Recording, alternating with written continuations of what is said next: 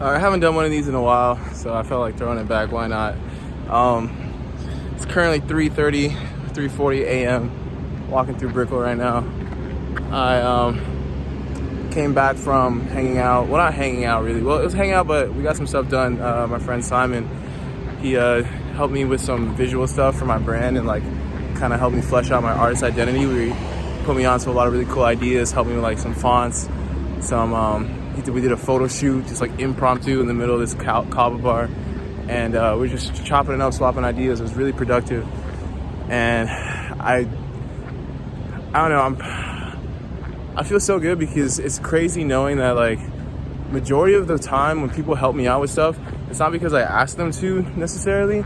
Is that they just see what I'm doing and they're inspired by what I do, and it makes them want to help because it just is. I don't know. It's like gravitational. It's like when you're the fucking sun, people want to be around you because it's warm, it's nice, and it's powerful energy. And a lot of times I guess it's weird to talk about it because it makes you sound pretentious, like, oh, who do you think you are? You think you're the center of the fucking universe? Literally, you're calling yourself the sun? But it's like when my entire life, all it's been shown to me is that when I put my genuine effort towards something, other people naturally follow. Like one of the earliest shows I ever did, there's barely anybody in the crowd. It was an open mic. It was maybe like within my first month of performing, maybe my second month of performing. And one of the people that was in the crowd happened to be a videographer. And after the show, he came up to me and was like, bro, you're incredible. We have to work on something together. I shoot videos. And that's how the Crazy Dreamer trailer came together. Shout out Marlon. And it's one of my best pieces of content that I've ever put out, that documentary for Crazy Dreamer. And it was completely free. And from there, I've had friends shoot music videos for me for free. Shout out Elijah. I've had my current videographer, Ricardo.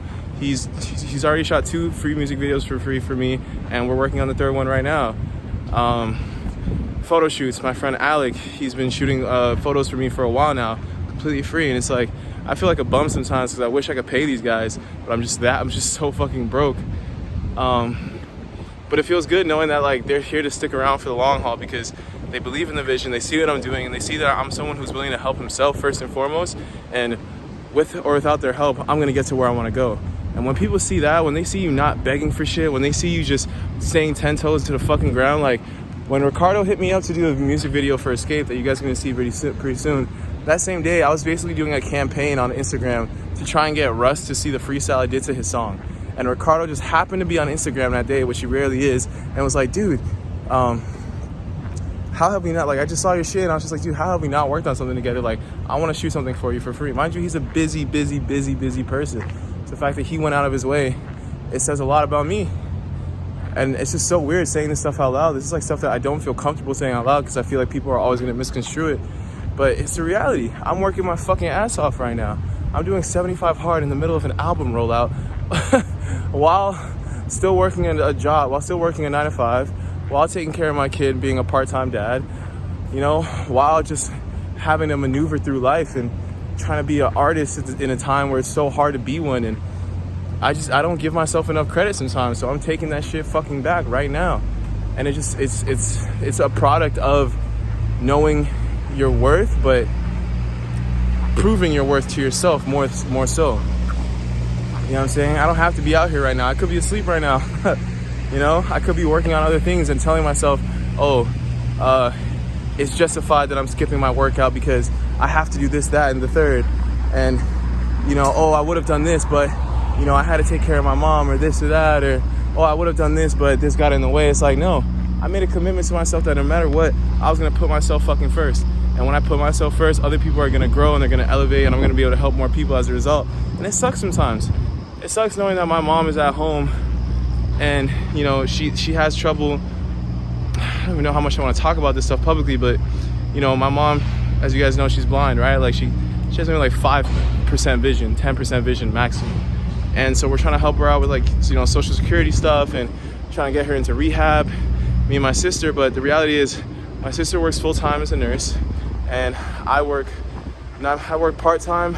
Sometimes I work full-time, and I have all the stuff that I'm trying to do right now at the most critical moment in my life. So we don't really have that much time to help her out with stuff.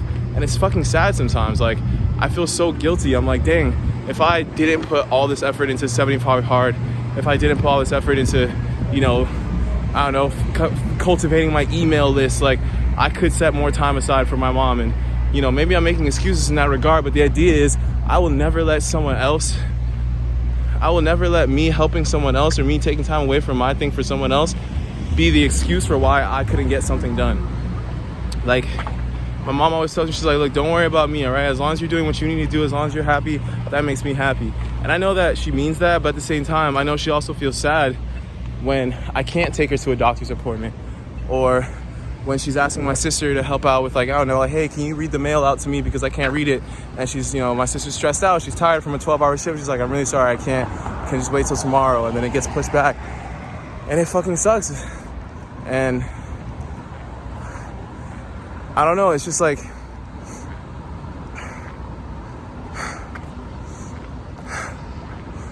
I ain't gonna cry on here. Fuck. Damn, I really want to cry right now.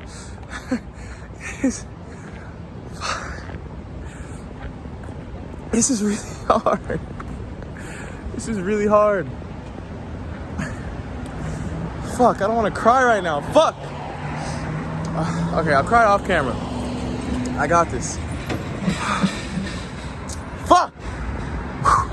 Okay. My bad. That was a real moment. That was so fucking real. I don't even know what I was talking about. Basically, sacrifices must be made. Sacrifices must be made. I know it sounds like really just cold and fucked up, but that's the reality of the situation. That's the reality of the situation. In order to build what I'm trying to build, in order to get to the level that I know I have the potential to get to, I can't hang out with my friends. I can't always be there for my family.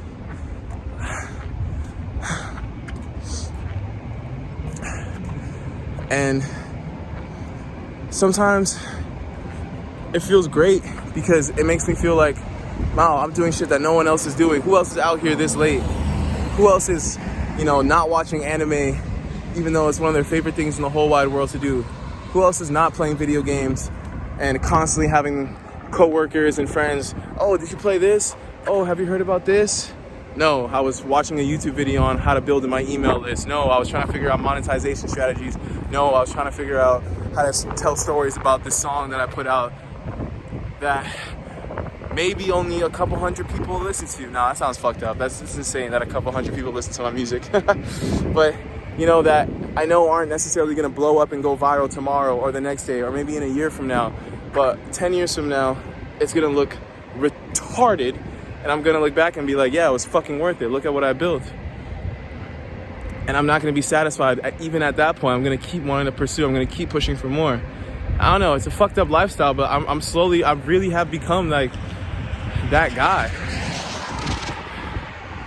And I don't know, this is just me kind of recognizing who I am in real time. Like, you know thyself, right? And it's been a while since I kind of had a check-in. And I guess I didn't realize until this moment, like how kind of far off the deep end I've gone. Like, I don't give a fuck. I'm doing what it takes. I'm doing whatever it takes. If it means doing 75 hard in the middle of a rollout because I need to sharpen up my discipline, then I'm doing it. If it means putting myself in thousands of dollars in debt in order for a 1.01% chance of becoming a fucking rich and famous millionaire rapper, artist, the next big thing, then yeah, I'm doing it. If it means not talking to friends, if it means not being able to relate to most people and maybe coming off as an asshole, then yeah, I'm doing it. If it means living a life that, I'm talking in circles right now. The point I'm trying to make has already been made. I'm no longer the person I was. That sounds so stupid. My bad. It's hard to form thoughts when you're rucking at the same time. Heavy ass weight on your back, but it's fine. I know what I'm saying, and this is more for me than anything. Damn, I really almost cried earlier. Y'all have no idea how real that shit was for me. But yeah, I don't know. I don't necessarily feel great. I don't feel bad. I just feel super clear. The amount of clarity I have right now towards my goal, my purpose, and what I need to do is absolutely insane. I see the path in front of me. And it's crazy because for the majority of this journey, I have not seen the path. I've just had to walk on blind faith. And on a lot of times, I do still have to walk on blind faith. But when you've been walking on faith for a long time, as I have, you realize at a certain point that you've been able to see the whole time. It's just about trusting your next step. Trust that the ground is going to be there. I think there's a Nipsey Hussle quote in an interview where he talks about like having faith and how it's not like when you cross the street, you don't pray you don't pray when you're on the sidewalk that the street is going to hold you up. You just take a step. And that's all I've been doing.